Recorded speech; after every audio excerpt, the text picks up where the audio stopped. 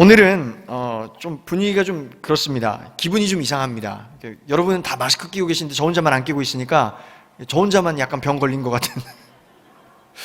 제가 약간 장기침이 원래 좀 있는데 그것도 괜히 못할 것 같습니다. 오늘 너무 옆에 있는 분들 너무 그렇다고 의식하지 마십시오. 괜찮습니다. 오늘 이 자리에 와서 예배할 분들은 다 괜찮은 분들이고요.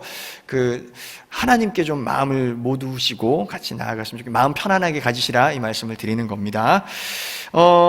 당분간 보셨다시피 찬양대가 찬양하지 않습니다. 안전을 위해서 찬양대에 서지 않는데 여러분 양해해 주시고요. 또 찬양대원들 원래 하시던 분들도 이번 기회에 조금 쉬면서 하나님께 예배로 더 깊이 나아가는 시간이 되시기를 간절히 바라겠습니다. 오늘 본문은 로마서입니다. 로마서가 쓰여진 목적이 크게 두 가지라고 볼 수 있는데요. 한번 띄워주시겠어요? 첫 번째입니다. 당시 로마 안에 있는 교회들, 그 교회에서 일어나는 유대인과 비유대인들 사이의 분쟁과 분열을 막고 그리스도 안에서 그들이 하나 되게끔 하기 위해서 쓴 편지가 바로 로마서입니다. 첫 번째. 두 번째 목적은 이겁니다. 그렇게 도저히 함께할 수 없었던 유대인과 비유대인이 그리스도 안에서 화해와 평화를 누리는 그 하나됨으로 자신들의 그 교회의 정체성을 회복하고, 그 정체성을 회복함을 통해서 당시 세상의 경제, 종교, 정치, 문화의 중심지였던 로마, 세상 문화라고 할 수 있죠. 세상 문화의 중심지였던 그 로마에 저항하는 대한 공동체로서 교회를 세워가기 위해 쓴 편지가 바로 로마서입니다. 이해가 되시죠? 오늘 본문, 그래서 읽은 오늘 본문도 사실 그 큰 목적 안에 쓰여진 본문이다라고 우리가 봐야 할 것 같아요. 그래서 그것을 기억하면서 오늘 말씀으로 들어가 보았으면 좋겠습니다. 이 편지가, 오늘 읽은 이 본문 또한 쓰여진 그 목적대로 오늘 예배를 통해 오늘 우리 안에 있는 모든 분열과 모든 분쟁이 사라지고 또 그리스도 안에서 하나됨을 이루는 거죠. 그래서 그 하나됨을 통해서 이 시대의 팍스 로마나, 바로 오늘 이 시대의 팍스 로마나, 세상의 거짓 문화에 저항할 줄 아는, 저항해내는 그 대한 공동체로서 나아가는 그런 한신교회가 되었으면 좋겠다. 그런 마음의 바람을 가지고 여러분과 말씀을 나누겠습니다. 바울은 하나님께서 이스라엘 백성들을 결코 절대로 버리지 아니하신다, 이 말씀을 하기 위해서 남은 자 이야기를 꺼냅니다. 남은 자.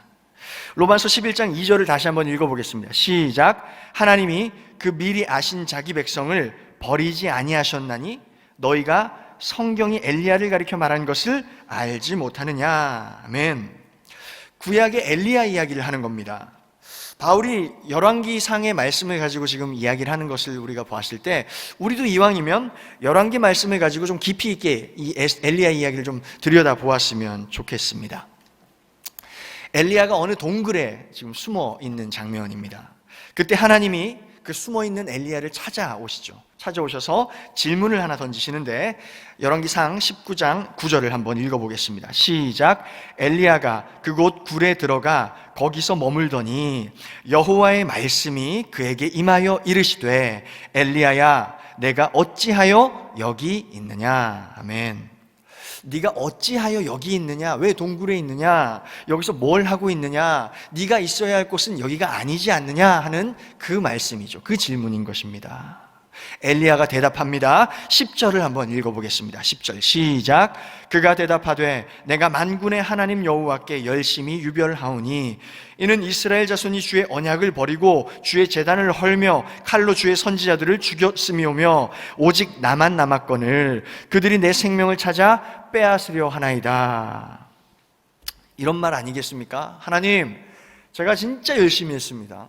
제가 하나님을 위해서 여호와 하나님 당신 이름을 드러내면서 진짜 열심히 했다고요. 그런데 이놈의 이스라엘 백성들이 결국 주님과의 약속을 다 깨버리고 다 잊어버린 채 주의 제단도 다 무너뜨리고 심지어 칼로 주의 선지자들까지 다 죽였습니다. 그리고 이제 나 혼자 남았어요. 저 혼자 남았는데 그놈들이 저까지 죽인답니다. 지금 이렇게 얘기를 하는 거죠.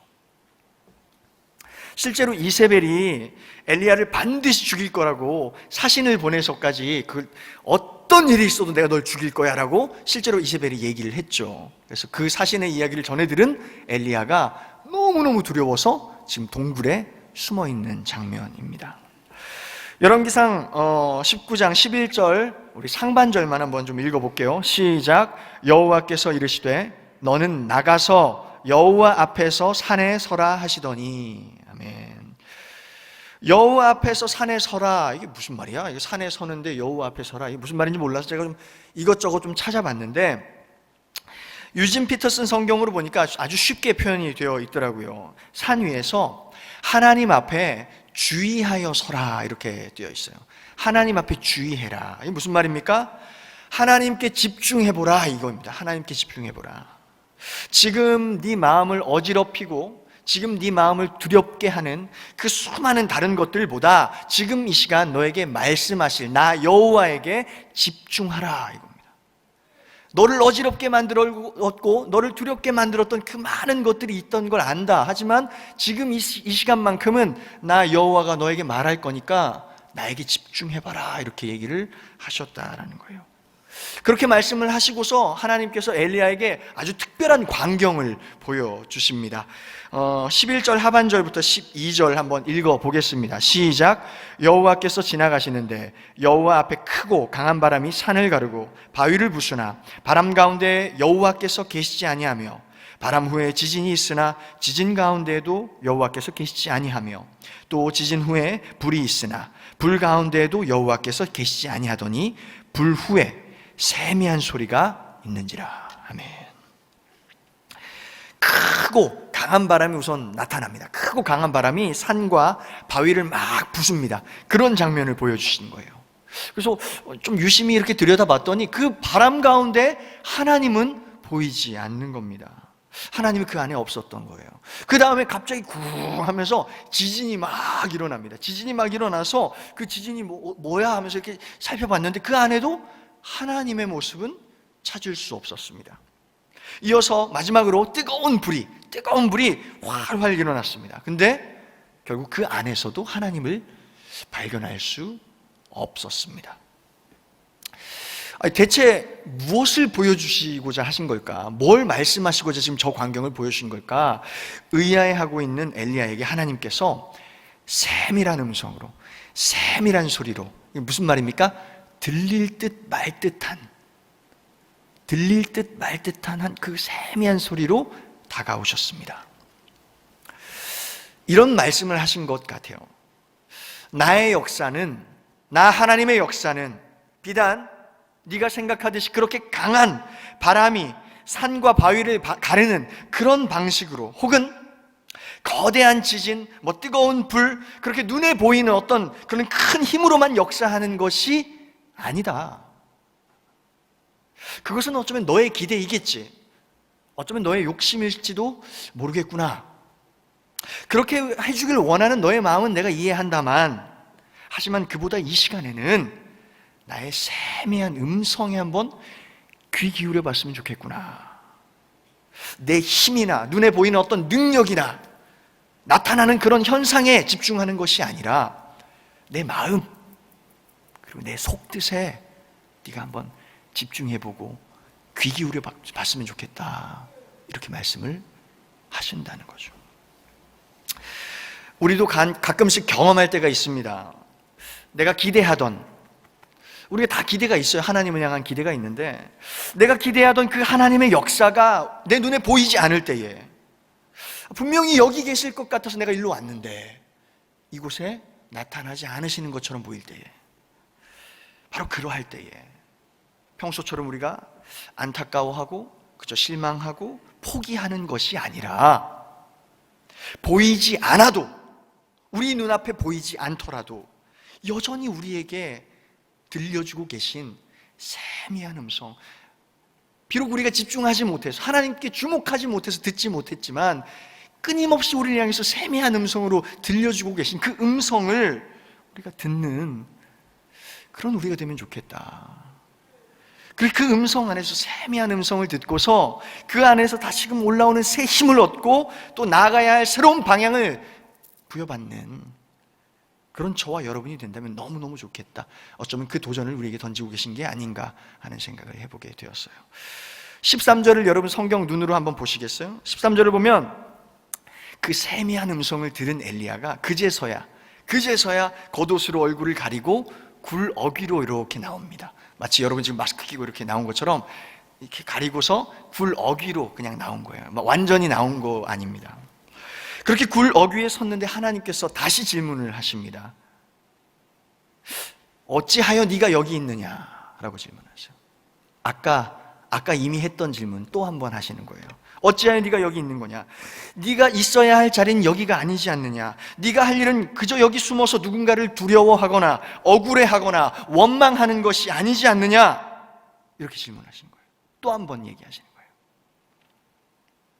근데 물론 엘리야가 보셔서 아시겠지만 정신을 못 차리고 똑같은 대답을 합니다. 저는 충분히 열심히 했는데요. 저는 충분히 열심히 하나님 위해서 열심히 했고요. 이게 다 이스라엘 백성들 때문이라고요.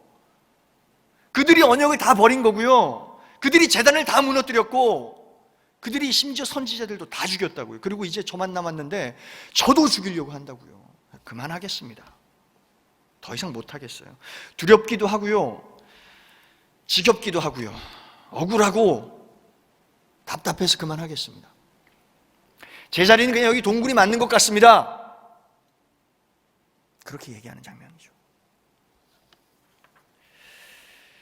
그런데 그렇게 말하는 엘리야를 향해서 하나님께서 먼저 두 가지를 말씀하시는데 19장 15절 16절을 이어서 한번 읽어보겠습니다. 시작.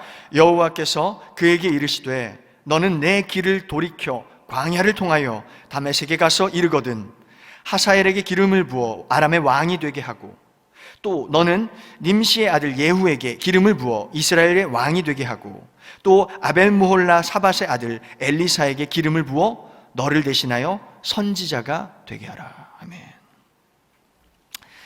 첫 번째는 이겁니다. 내 길을 돌이켜라 라고 말씀하셔요. 내 길을 돌이켜라. 그래, 네가 바라고 네가 기대하던 그곳에 내가 없어서 놀랐지? 하지만 난 여전히 네 곁에 있다는 걸 내 음성을 통해, 내 세미한 음성을 통해 기억하길 바란다. 그리고 내 음성을 듣고서 더 이상 그 동굴에 숨어 있지 말고 그만 돌이켜 그 동굴에서 나와서 내 역사의 주인공이 되어줬으면 좋겠구나 말씀을 하신다는 거예요.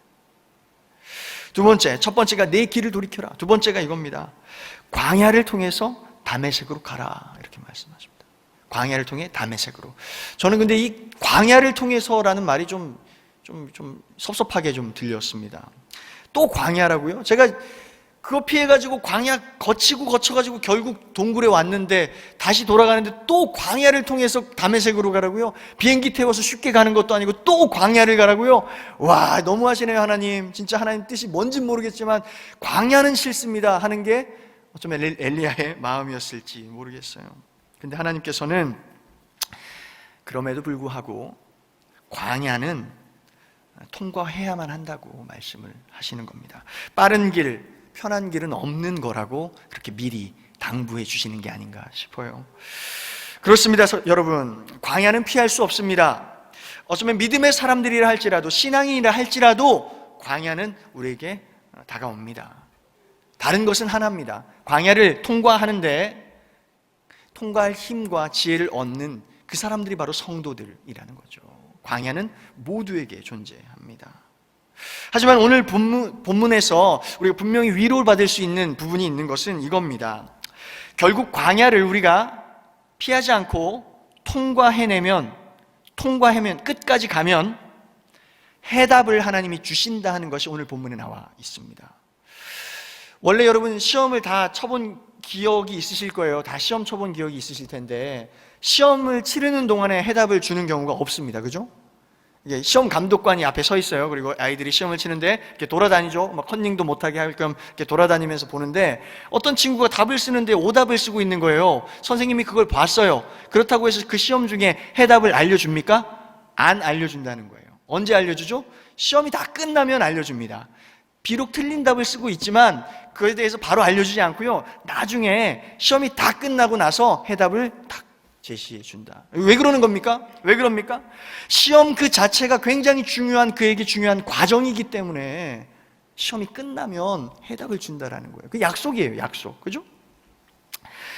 광야를 통해서 다메섹에 도착을 하면 그때 해야 할 일에 대해서는 하나님께서 아주 구체적이고 아주 상세하게 다 말씀을 해주셨습니다. 누구를 왕으로 세우고 누구에게 기름을 부어서 네 다음 선지자로 세우고, 이 모든 것들은 아주 상세하게 다 말씀해 주셨어요. 그런데 그것은 하나님께서 알려주실 것이고 그대로 하면 되고, 나중에 그 전에 우리에게 도전으로 삼고 우리가 해야 할 건 딱 두 가지입니다. 첫 번째 한번 띄워주시고요, 1번 읽어보겠습니다. 1번 시작. 길을 돌이키는 것. 이게 첫 번째예요. 길을 돌이키라는 거예요. 두 번에 걸쳐서 동굴에 숨어있는 엘리야 향해서 네 자리가 거기가 아니잖아, 나와, 길을 돌이켜 하며 말씀하신 게 1번 길을 돌이키는 것. 두 번째 2번 읽겠습니다. 시작. 광야를 통과하여 다메섹에 도착하는 거예요. 광야를 통과해서 너무너무 가기 싫거든요. 하지만 하나님의 뜻이 있는 그곳이니까, 목적이 있는 그곳을 향해서 광야를 거쳐서라도 다시금 가는 것, 도착하는 것, 이게 우리가 해야 할 일이에요. 그 다음에는 도착하고 나서 할 일에 대해서는 하나님이 그 과정 가운데 다 알려주신다. 아주 상세하게 알려주신다는 거예요. 그래서 우리가 할 것은 두 가지다. 마지막으로 마지막 이 말로 하나님께서 엘리야를 격려하시는데, 오늘 로마서에도 나오는 핵심 본문이라고 할 수 있어요. 18절을 한번 읽어보겠습니다. 18절 시작. 그러나 내가 이스라엘 가운데 7,000명을 남기리니 다 바알에게 무릎을 꿇지 아니하고 다 바알에게 입맞추지 아니한 자니라. 아멘. 하나님께서 이렇게 말씀하십니다. 7,000명이 남아있다라고 말씀하십니다. 7,000명이 남아있다. 혼자가 아니라는 겁니다, 여러분.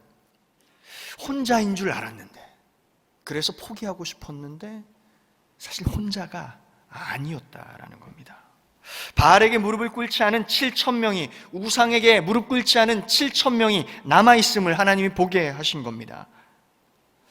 이후에 엘리야의 선택과 이 엘리야의 삶이 어땠는지 여러분 기억하시죠? 엘리야는 이후에 다시금 돌아갑니다. 돌이킵니다. 돌아가서 그들, 바로 그 하나님 말씀하신 7,000명과 함께 살아계신 하나님을 선포하고 하나님의 역사를 증언하며 증명하며 살아냈습니다. 그러다가 훗날에는 여러분 잘 아시다시피 회오리 바람을 타고 하나님 곁으로 가는 그 영광을 누리게 되었어요. 그게 엘리야의 삶이었습니다. 사랑하는 여러분, 오늘 이 말씀을 통해서 다시 한번 우리가 기억할 것은, 바울이 지금 이 엘리야 이야기를 가져다 썼는데, 바울이 이 엘리야 이야기를 통해서 무엇을 하려 했는가? 저는 그것을 여러분과 나누고 싶은 겁니다. 무엇을 하려 했는가? 다름이 아니라 로마에 있는 그 교인들, 그 성도들을 격려하고자 했다.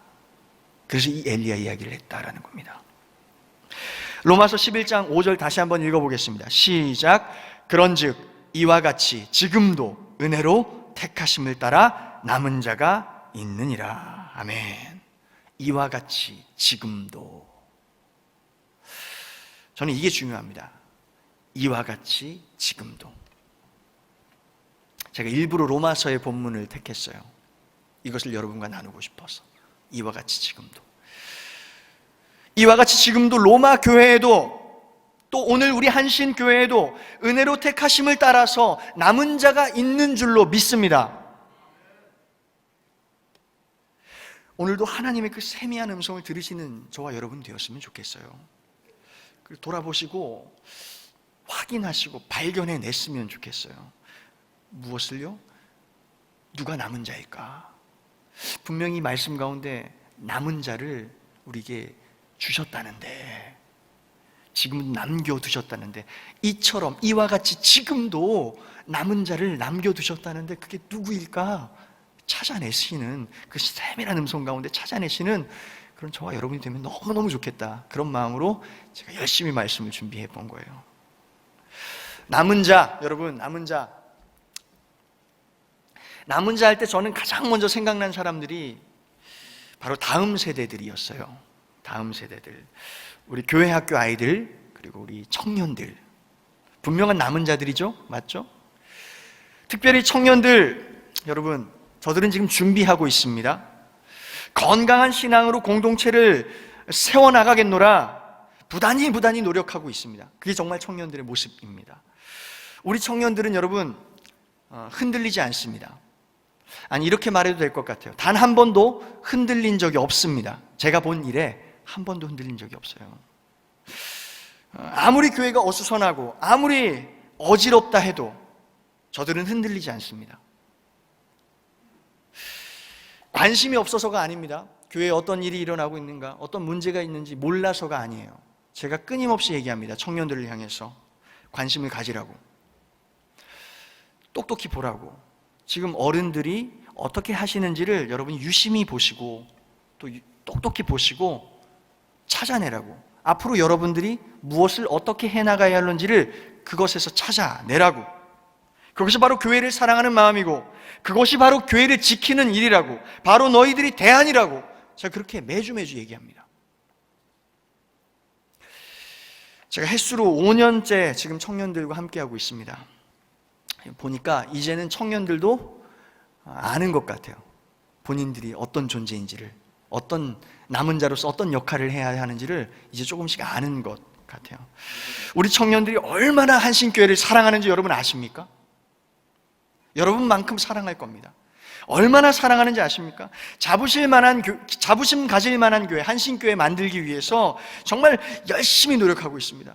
우리 한신교회 좋은 교회, 정말 최고의 교회, 자랑할 만한 교회로 만들겠다고 청년들이 사부 예배 때 모일 때마다 얼마나 열심히 하나님을 사랑하고 또 서로를 사랑하는지 모릅니다. 또 말씀드렸다시피 우리 교회 학교 아이들, 우리 다음 세대 아이들이 남은 자죠. 남은 자 맞습니다. 우리 봉사하시는 선생님들, 우리 선생님들은 그걸 알고 있어요. 그 남은 자라는 걸, 아이들이 남은 자라는 걸. 그래서 그 씨앗을 심는 마음으로 오늘도, 지금 이 시간에도 보이지 않는 그 지하 공간에서, 공기도 안 좋은데 거기서 아이들과 뒹굴면서 예배합니다. 전 국민이 코로나 바이러스로 걱정을 하고 있을 때에 우리 선생님들은 아이들의 예배를 지키기 위해서 손소독제를 구하느라 백방으로 뛰어다녔습니다. 구매가 어려웠습니다. 구매가 어려우니 어떤 선생님들은 손소독제를 자신이 할 수 있는 방법으로 제조해서 만들어서 오시는 선생님들도 계셨습니다. 아이들하고 나누세요 하면서 가져오셨어요. 그리고 아이들을 맞이할 때 혹여 마스크를 끼고 해야 되니까 이 마스크 속에 내 미소와 따뜻함이 감춰지면 어떡하나 하는 그 우려 때문에 더 목소리를 좀 밝게 하고 더 목소리를 높여서 아이들을 맞이하는, 환대하는 그 선생님들의 모습을 제가 보았습니다. 사진을 하나 보여주시겠어요? 사진 잘 보이시나 모르겠어요. 교육위원회 사진이에요. 그러니까 2달에 한 번씩 저희 교육위원회가 열리는데 이렇게 각 부서 부장님들 그리고 우리 전도사님들 함께 모여서 교육국에 대한 사안들을 논의하는 자리예요. 근데 제가 보여드리고 싶은 건 사람들의 표정인데 잘 보이세요? 작아서 잘 안 보일 텐데 느껴지지 않으세요? 굉장히 화기애애합니다. 저는 이 표정을 좀 보여드리고 싶었어요.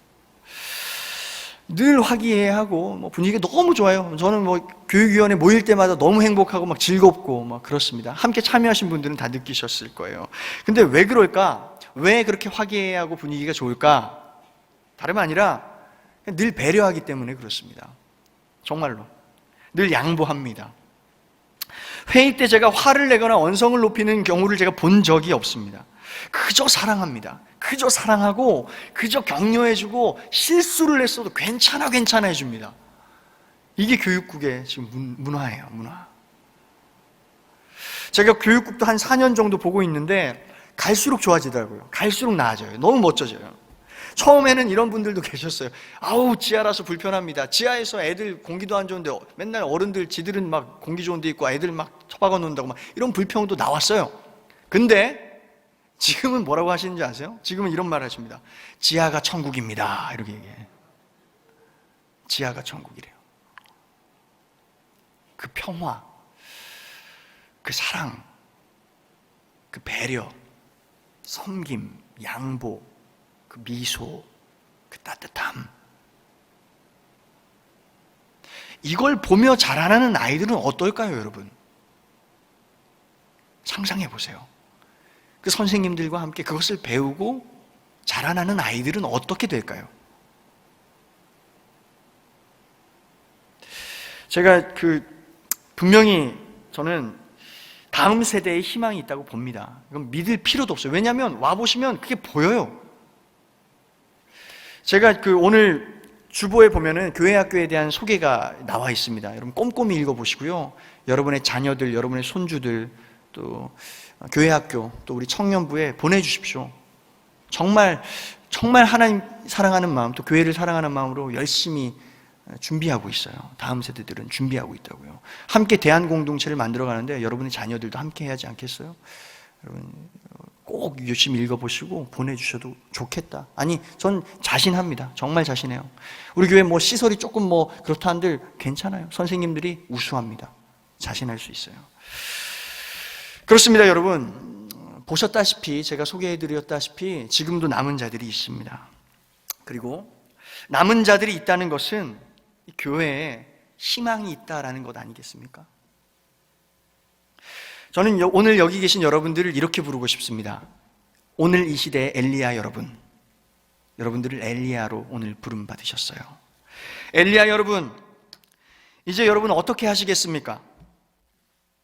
남은 자들이 있다는데 여러분 어떻게 하시겠냐는 겁니다. 당시 동굴에 숨어있던 엘리야를 향해서 던지셨던 하나님의 질문이 오늘 여러분을 향해 있는지 또 저를 향해 있는지도 모르겠습니다. 여러분 혹시 제가 왜 여기 한신교회에 여태껏 남아있는지 아십니까? 제가 한 번도 말씀드린 적이 없죠.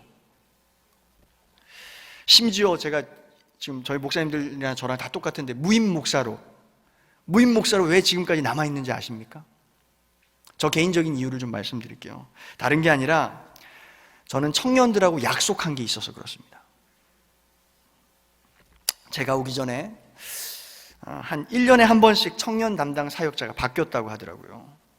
어떤 경우에 따라서는 1년이 안 돼서 바뀐 경우도 있고 막 그랬대요. 그래서 제가 처음 이제 부임해서 청년부 맡으라고 해서 왔는데 청년들이 안 반가워하는 거예요. 그래서 그냥 왔나 보다 이런 표정. 그래서 봤더니 또 바뀌겠지 금방 바뀔 거야 하는 그런 마음들이었던 것 같아요. 정을 안 줘야지 이런 마음. 저는 생각했습니다. 내가 다른 것은 둘째치고 우리 청년들에게 안정감을 줘야겠구나. 안정감을 줘야 저들이 자라날 수 있겠구나. 이런 생각을 제가 했어요. 처음 온 저한테 청년들이 했던 말이 뭔지 아십니까? 딱 하나였어요. 딱 하나. 처음 왔는데 딱 한 말씀을 하셨죠. 목사님, 오래 있어 주세요. 얘기하셨어요. 저를 알아서 그런 게 아니라 저에 대한 기대가 있어서 그런 게 아니에요. 그냥 오래 있어 주세요. 이거였어요. 너무 짠한 거예요. 처음 왔는데 한 말이 그거였어요. 오래 있어 주세요. 그래서 제가 약속을 했습니다. 약속을 해버린 게 이겁니다. 내가 능력이 많지 않아서 다른 건 내가 못할 것 같아요. 엄청난 부흥을 내가 약속하진 못할 것 같은데 내가 다른 건 못해줘도 내 잘리기 전에 도망가진 않을게. 이렇게 약속을 했어요. 그 약속 때문에 지금까지 있는 거예요. 그러니까 여러분 빨리 저를 자르셔야 돼요. 할렐루야.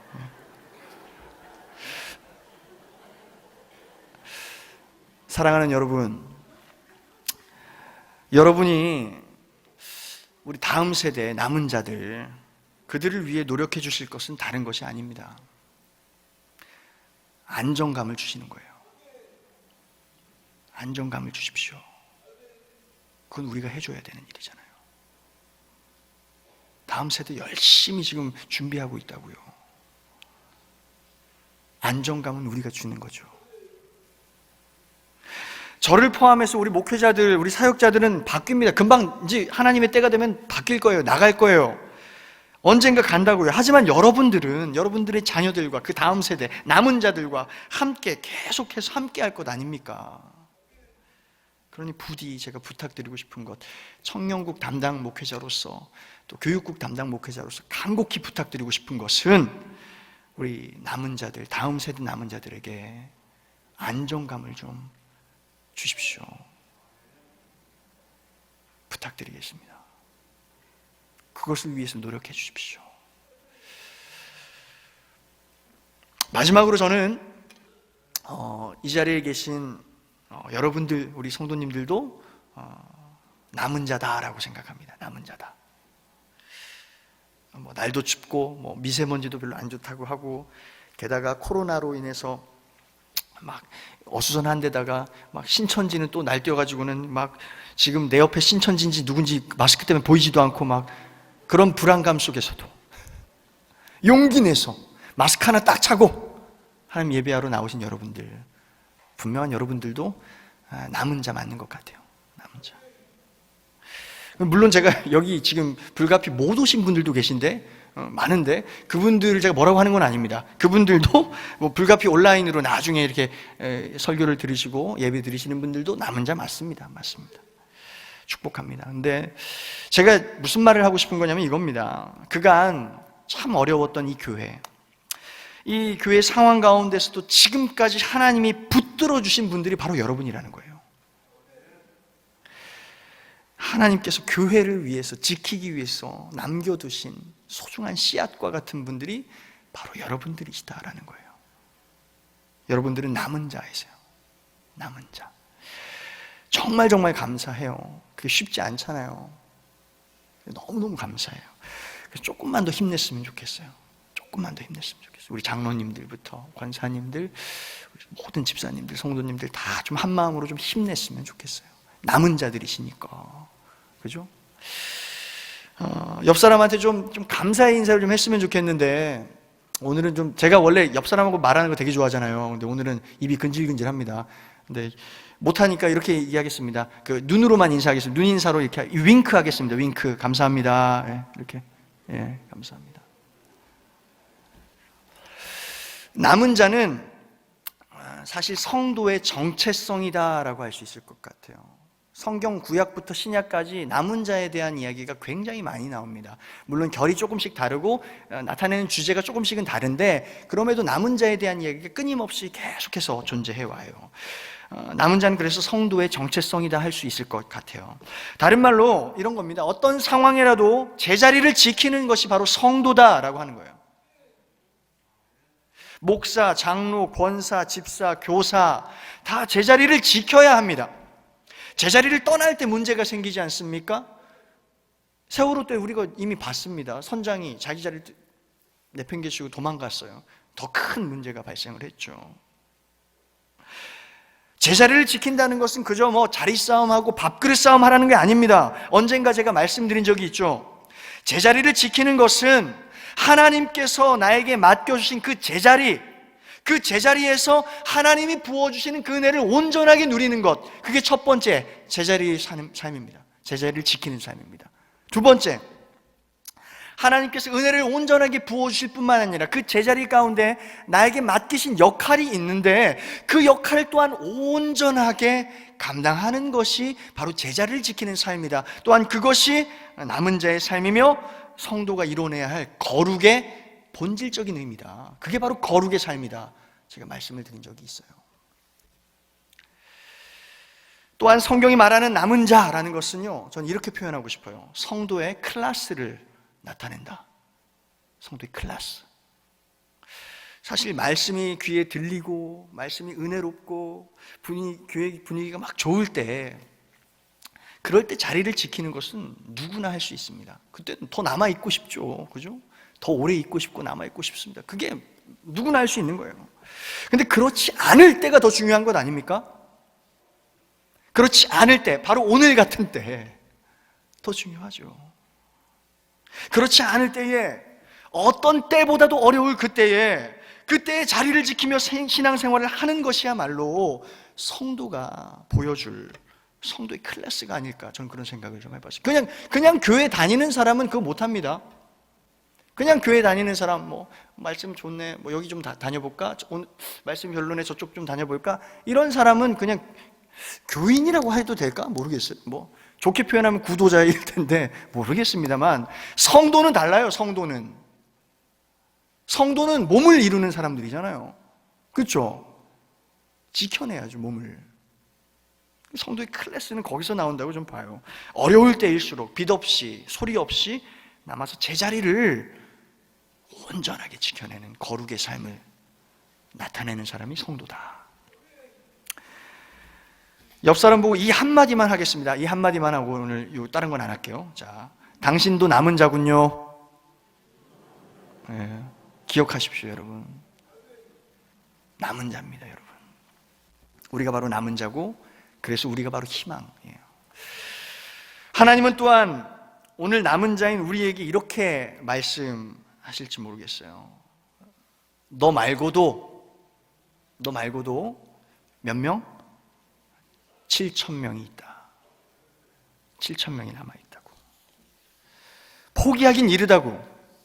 한신교회가 하나님이 세우신 그리스도의 몸된 교회임을 선포하고 아직 무릎 꿇지 않은 그 성도들이 남아있으니 절대 포기하지 말고 일어나 그 동굴에서 나와 다시금 사명의 자리로 돌아가라고. 그 음성을, 그 세미한 음성을 들으시는 오늘 저와 여러분 모두 되시길 간절히 축원합니다. 함께 기도하겠습니다. 하나님 아버지, 우리는 가끔씩 너무 힘들고 지칠 때, 우리의 계획이 무너질 때, 또 관계가 어그러졌을 때 나는 혼자다 생각을 하곤 합니다. 하지만 오늘 하나님 말씀을 통해 그때에도 여전히 세밀한 음성으로 찾아와 위로하시고 격려하시는 당신의 사랑을 보게 하시니 감사합니다. 또한 엘리야에게 그러하셨듯 바울 시대 로마 교회를 위해 또 오늘 한신교회와 우리를 위해 남은 자를 허락하신 은혜에 감사합니다. 서로가 서로에게 남겨주신 남은 자임을 기억하게 하여 주시고 동역하게 하시어 오직 하나님의 선한 뜻만을 이루게 하여 주시옵소서. 그렇게 하나 되어갈 때 이 시대의 우상과 거짓 문화에 저항하는 대한공동체로서 선한 영향력을 끼치는 한신교회가 될 줄로 믿습니다. 지금 세계가 두려움과 공포에 떨고 있습니다. 우리가 이 시대의 남은 자 되기를 원합니다. 아파하고 두려워하고 있는 이웃들에게 하나님의 소망을 전하고 움츠린 자들에게 넉넉한 사랑을 나누며 이 땅을 치유해 나가는 예수 닮은 치유자들로 우리 모두를 사용하여 주시옵소서. 이 시대 모든 병든 자들 회복과 교회의 회복을 꿈꾸시는 그리스도 예수님의 이름으로 간절히 기도하옵나이다. 아멘.